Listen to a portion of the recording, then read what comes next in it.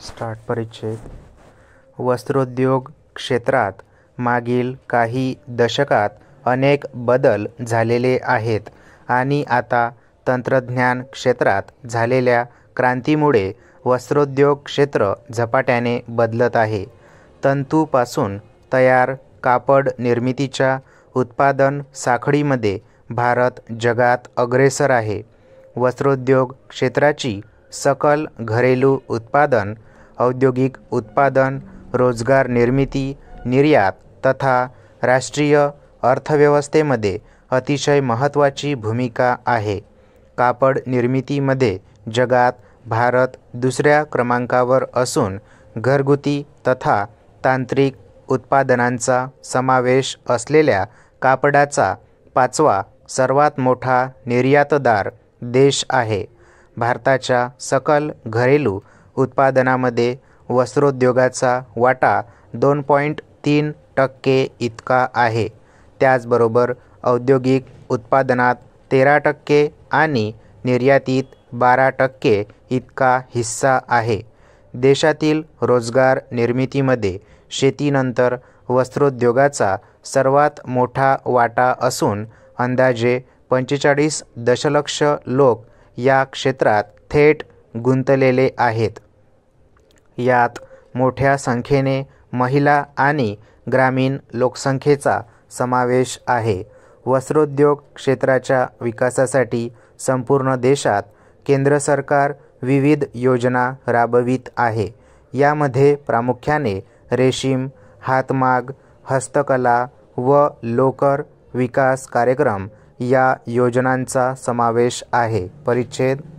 देशात तांत्रिक वस्त्रोद्योग क्षेत्राच्या विकासासाठी अनेक संधी असून भारत सरकार अर्थव्यवस्थेला चालना देण्यासाठी तांत्रिक वस्त्रोद्योगावर मोठ्या प्रमाणावर भर देत आहे.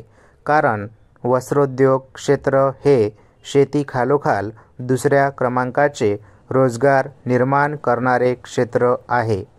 राज्याच्या वस्त्रोद्योगाच्या वाढीला चालना देण्यासाठी आणि वस्त्रोद्योगाला आवश्यक त्या उपाययोजनांसह हातभार लावण्यासाठी महाराष्ट्र शासनाने सन 2018 मध्ये वस्त्रोद्योग धोरण 2018 ते 2023 जाहीर केले होते. या धोरणात कापूस उत्पादक भागात वस्त्रोद्योगाच्या विकासावर विशेष भर देण्यात आला आहे. खरेदी, साठवणूक आणि प्रक्रियेसाठी जागतिक दर्जाच्या पायाभूत सुविधा निर्माण करून राज्याने कापसाची प्रक्रिया करण्याची क्षमता वाढवली आणि लागवडीत वाढ केली आहे.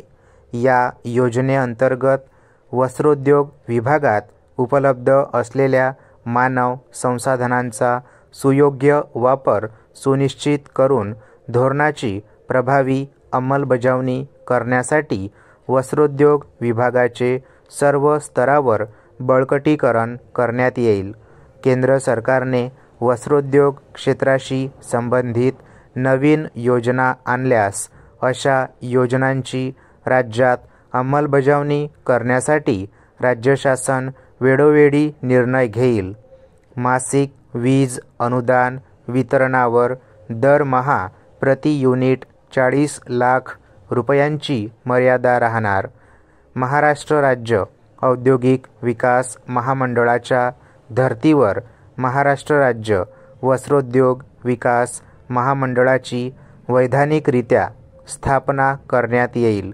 सदर महामंडळाचे विद्यमान महाराष्ट्र राज्य वस्त्रोद्योग महामंडळ, महाराष्ट्र राज्य यंत्रमाग महामंडळ आणि महाराष्ट्र राज्य हातमाग महामंडळ या 3 महामंडळाचे विलिनीकरण केले जाईल. नवीन महामंडळाच्या कार्यसूचीत सदर 3 महामंडळाच्या संबंधित कामकाजाचा समावेश करण्यात येईल. स्टॉप.